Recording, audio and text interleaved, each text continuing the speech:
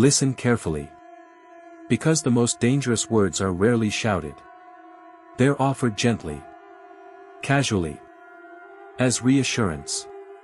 And by the time you understand what they meant, it's already too late. There are two kinds of fear. The explosive kind, sirens, shattered glass, footsteps running behind you. And the quiet kind.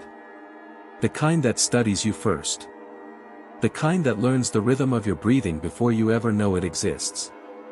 This is a record of 3 incidents. Different homes. Different hosts. Different cities. But the same pattern. Observation. Access. Control. And the moment the illusion of safety collapses.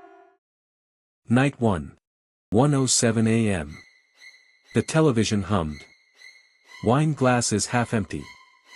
Snow falling quietly beyond the windows. We stood up to head to bed. That's when we heard it. A footstep. Slow. Measured. Above us. Not on the 2nd floor. Above that. The 3rd floor. The locked one. We froze. Old houses settle, we told ourselves.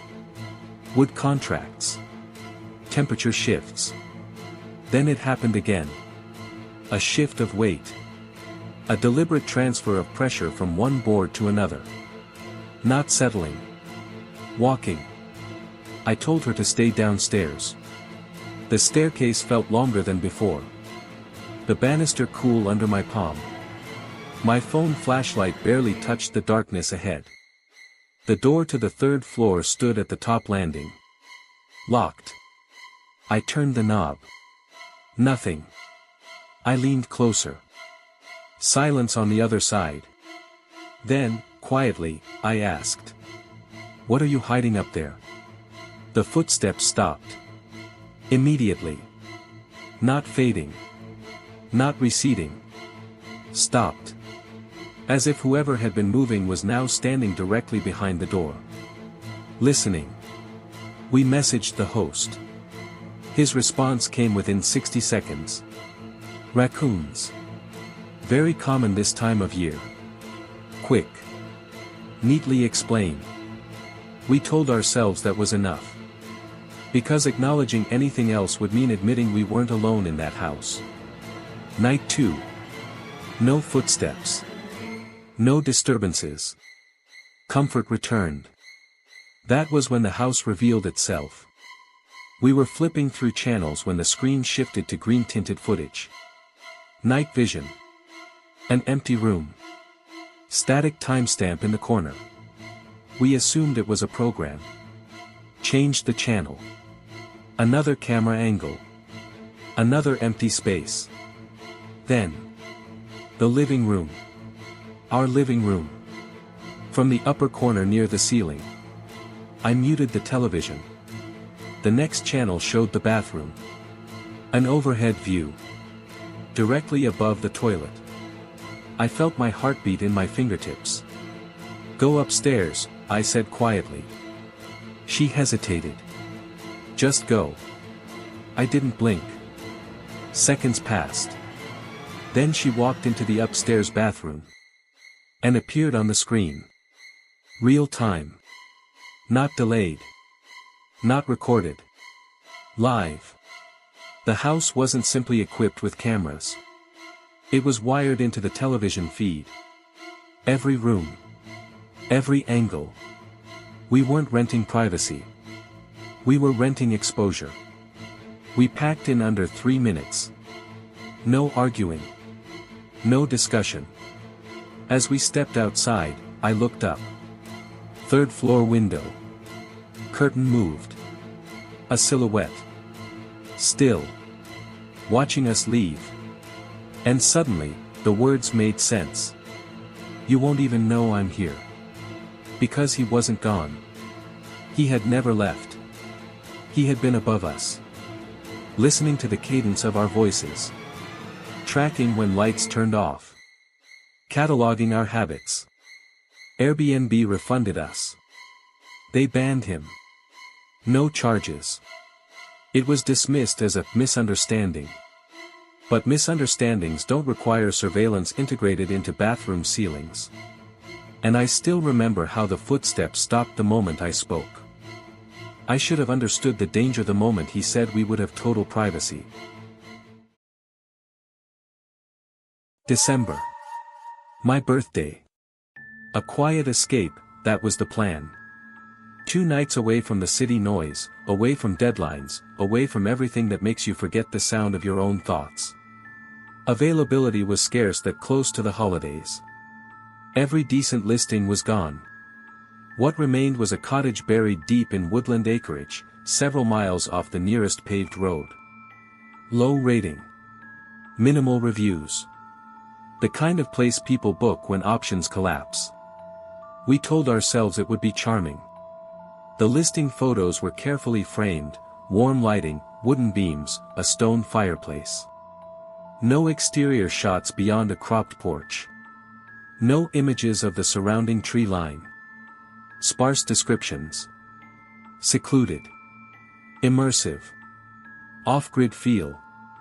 Words that sound romantic until you stand inside them. We arrived just before dusk. The sky was already fading into that flat winter gray that absorbs depth. The road narrowed gradually, asphalt giving way to gravel, gravel dissolving into a dirt track that cut between dense walls of trees. The GPS signal flickered and dropped entirely about a mile from the property. After that, we followed a hand-painted sign nailed to a tree. The cottage appeared suddenly, no neighboring lights, no distant rooftops, no sign of another structure anywhere in the tree line. Just a single house sitting in an unnatural clearing. He was already outside when we pulled in. The host. Middle-aged. Neutral expression. Not unfriendly, but not warm either. He didn't step forward to shake hands. Didn't help with luggage. He stood still, as if we had interrupted something. He unlocked the door, gestured us inside, and conducted the shortest walkthrough I have ever experienced. Kitchen. Bathroom. Bedroom. Generator instructions. He avoided eye contact in a way that felt deliberate rather than shy. Then, at the doorway, as he prepared to leave, he said it. "You'll have total privacy." The phrasing lingered. Total privacy. At the time, it sounded like reassurance. Out there, surrounded by miles of forest, privacy is implied. You don't need to advertise it. His truck headlights receded down the dirt road, swallowed by trees. The silence that followed was immense. Inside, we began noticing what the photos had concealed. There were no curtains. Not decorative shears. Not blinds. Not even rods installed for future use. Every window, bedroom, living room, kitchen, bathroom, was bare glass. And the windows were large. Floor-to-ceiling panels in the bedroom faced directly into dense forest. The bathroom window was positioned at eye level with the clearing, completely unobstructed. Even the shower had nothing but transparent glass between us and the dark. We searched cabinets. Closets. Nothing. When we messaged him about it, his reply came quickly. "You're too far out for anyone to see you. Too far out for anyone to see you." The sentence rearranged the geometry of the place. Because distance works both ways. Too far out for anyone to see you. Or too far out for anyone to hear you. That night, we left lights on in every room. We laughed about it. Made jokes. Told ourselves we were city people projecting paranoia onto trees. But every time I passed a window, I felt aware of the glass as a boundary. A membrane. Thin. Transparent. There is something deeply vulnerable about illuminated interiors at night. When you are inside a lit room and the world outside is black, you can't see beyond your own reflection. But anything beyond that darkness can see you perfectly. We turned off the lights at midnight. The bedroom felt exposed in a way I struggle to articulate. The bed was positioned directly opposite the largest window. From the pillow, you faced it. A wall of black framed by wooden trim. You could not see the trees. You could not see the ground. You could only see absence. At 4:12 a.m., my phone vibrated against the nightstand. Once. Then again. And again. The sound was sharp in the silence. I reached for it, squinting at the screen. A notification from Airbnb support. Subject line, urgent. My first thought was billing error. Overbooking. Some administrative issue. I opened the message. Please pack your belongings immediately and leave the property. Do not inform the host. Contact us once you are at a safe location. There was no explanation. No context. Just urgency. Before I could speak, she inhaled sharply beside me. It was not a gasp. It was the sound someone makes when their lungs forget how to function. Her eyes were fixed on the window. I turned slowly. He was there. Hands pressed flat against the glass. Not pounding. Not tapping. Just resting there. His face inches from the window. Watching. There is something profoundly disturbing about stillness. Had he been shouting, banging, demanding entry, it would have made sense. Aggression can be processed. Movement can be categorized. But he was motionless. His breath faintly fogged the glass. His eyes were open. Wide.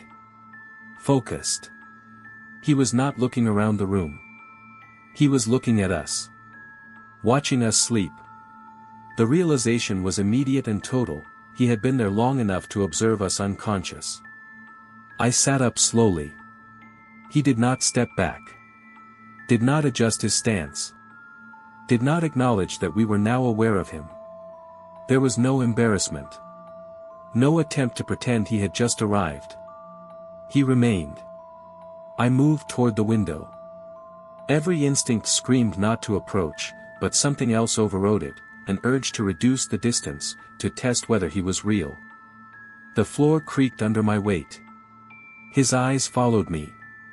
When I was 3 feet from the glass, I could see the details of his face clearly. Calm. Neutral. Almost curious. I expected him to retreat. He didn't. We dressed without breaking eye contact. Layer by layer. Socks. Jeans. Sweaters. Coats.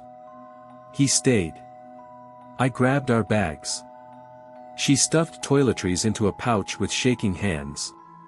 Zippers sounded impossibly loud. Still, he remained. The Airbnb message echoed in my head, leave immediately. Do not inform the host. Which meant they knew something. Which meant this was not the first time. When we stepped into the living room, I checked the other windows. Empty. Only him. At the bedroom glass. Waiting. We exited through the front door, not the bedroom. The cold air hit like a shock.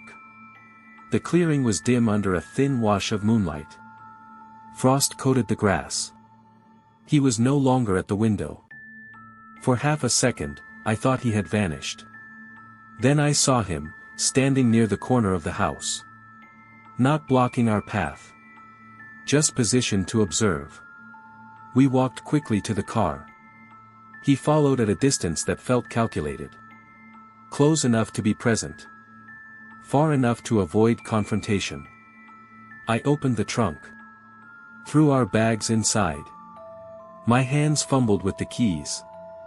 He stopped about 10 feet from the driver's side door. No words. No demands. Just presence. I got in. Locked the doors immediately. She did the same. As the engine turned over, his hand rose and struck the side window. Not hard. Not forceful. Just enough to remind us of proximity. A controlled gesture. The sound was muted through the glass, but it reverberated through my chest. I shifted into reverse. He stepped back slowly, never breaking eye contact. The headlights cut across him briefly, illuminating his face fully for the first time. Expressionless. Studying us. Then the trees swallowed him. We drove without speaking for nearly 15 minutes. No cell service until we reached the main road. When signal returned, I called Airbnb. The representative's tone was measured but tight. There had been multiple complaints. Reports of the host appearing outside windows at night. Reports of unauthorized entry onto the property while guests were inside. Reports that had triggered an internal investigation. They revoked his hosting status while we were inside the house. That detail lodged in my mind. They were aware. And we were still in that bed. Behind that glass. The representative assured us we were the last guests. The listing had been removed. A refund processed. An internal safety escalation filed. The first mistake was believing routine equals safety. This wasn't a remote cabin buried in trees. There were neighbors. Street lights. Passing cars. A grocery store 2 blocks away. Noise layered over noise. The kind of environment that convinces you that danger would have to announce itself loudly to survive here. It didn't. It began with a listing. A spare bedroom. Neutral decor.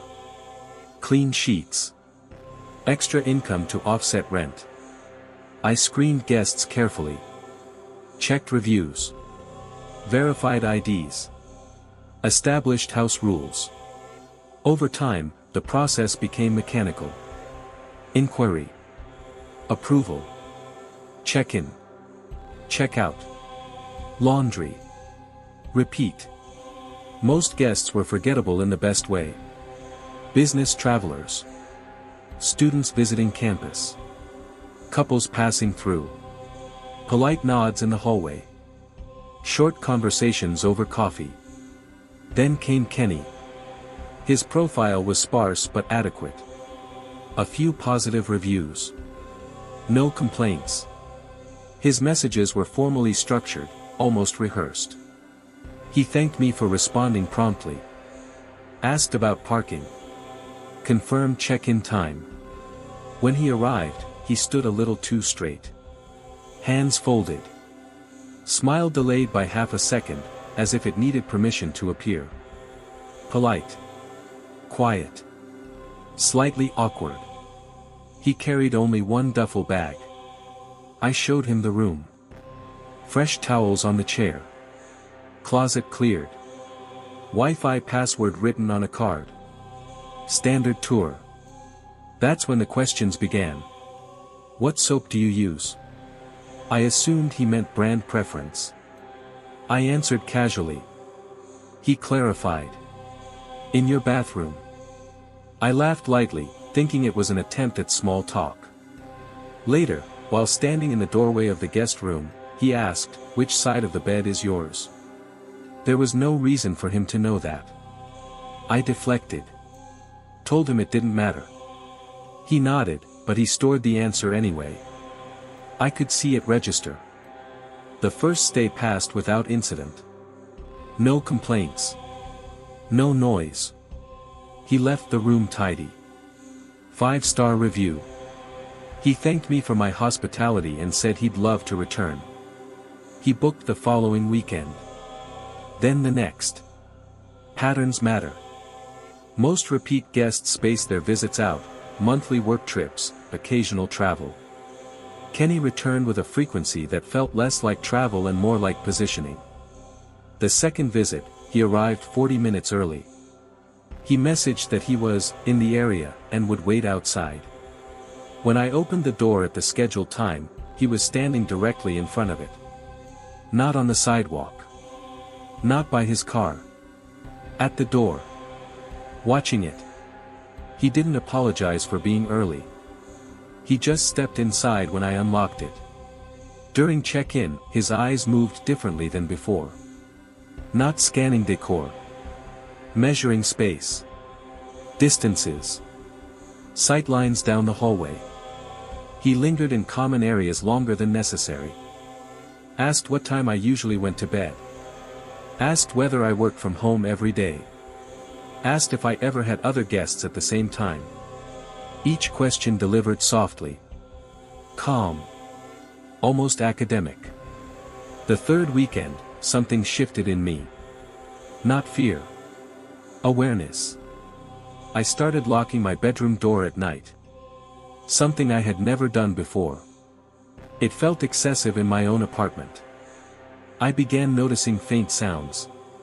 Soft clicks. A slight pressure on the floorboards outside my room. I attributed it to plumbing. To the building settling. To imagination amplified by suggestion. The mind is skilled at neutralizing ambiguity when the alternative is unacceptable. One Thursday, I blocked the listing for the upcoming weekend. I told myself I needed a break. I drove to my parents' house out of town. I didn't inform Kenny directly. There was no reason to. He messaged Friday evening. "Are you hosting this weekend?" I didn't respond until Saturday morning. Taking time off. His reply came seconds later. "Oh. Understood." No follow-up. No irritation. Just acknowledgement. Sunday night, I returned home. The hallway light outside my unit flickered faintly as always. The building smelled like detergent and someone's overcooked dinner. Ordinary. Comforting. I unlocked the door. Everything appeared undisturbed. Couch cushions aligned. Kitchen counter clear. Air still. I walked through each room automatically. A ritual I didn't realize I'd adopted. Living room. Fine. Guest room. Bed made. Unused. My bedroom. Door closed, as I'd left it. Bathroom last. I flipped the light switch. He was there. Standing between the shower and the sink. Holding one of my kitchen knives. For a second, my brain refused to assemble the image correctly. It tried to categorize it as reflection. As intrusion from memory. As error. Then he spoke. "You're back early." My body reacted before thought returned. I backed into the hallway. He didn't lunge. Didn't shout. He stepped forward slowly, knife angled downward, not raised. "You weren't answering messages," he said. "I didn't know when you'd return." Return. As if he belonged. As if I was the visitor. The details landed all at once. The faint noises. The misplaced toothbrush I'd blamed on fatigue. The night I woke briefly at 2:17 a.m., convinced I heard breathing that wasn't mine. The way my bathroom cabinet mirror had been slightly ajar one morning. He had copied the key. Weeks earlier. During one of those routine stays. During one of those polite check-ins. While I was distracted by laundry or email or the comfort of habit. He had accessed my home repeatedly. Not forced entry. Authorized entry that never expired. I remember the precision of his explanation later, once police were involved. He described my schedule with unsettling accuracy. You shower at 7:10 a.m. Lights out around 11:40 p.m. You check your phone twice after lying down. You sleep on the left side when you're stressed. He said it calmly. As if presenting research findings. He had stood near my bed. Watching. Learning. Adjusting his visits around my absences. Entering when I was at work. Remaining sometimes when I was home, hidden in a narrow storage cavity behind the stacked washer and dryer, a space I had never thought to inspect. The pipes I blamed for knocking. That wasn't plumbing. That was him shifting his weight. When officers arrived, he did not resist. He placed the knife on the counter carefully. Hands raised. In his backpack were copies of my schedule written in neat columns. Printed screenshots of my social media posts. A spare phone charger identical to mine. A small flashlight. Latex gloves. He had not needed to break anything. He had used courtesy as camouflage. The arrest came quickly. Charges followed. But the aftermath is where the real distortion began. Because physical safety can be restored with locks, psychological safety is harder to reconstruct. I replaced every lock. Installed cameras. Motion sensors. An alarm system that announces every door opening with a chime loud enough to wake the building. Still, I hesitate before turning on lights in dark rooms. Still, I check closets before bed. Still, when the apartment settles and with contracts with temperature shifts, my pulse spikes before logic intervenes. The hardest part is spatial memory. Knowing he occupied the same square footage. The same air. That while I brushed my teeth, he may have been inches away on the other side of drywall. Across these cases, the violence was not immediate. The threat did not announce itself loudly. It waited. It learned. It positioned itself inside ordinary routines. What links them is proximity. Access granted voluntarily. Trust extended casually. And the slow realization that privacy had been an illusion. The most terrifying predators don't break in. They blend in. They wait for you to normalize the small irregularities. The missing curtain. The locked third floor. The early arrival. The faint sound at night. By the time you recognize the pattern, you've already been mapped. And the scream never comes. Because it was never meant to be heard. It was meant to stay hidden.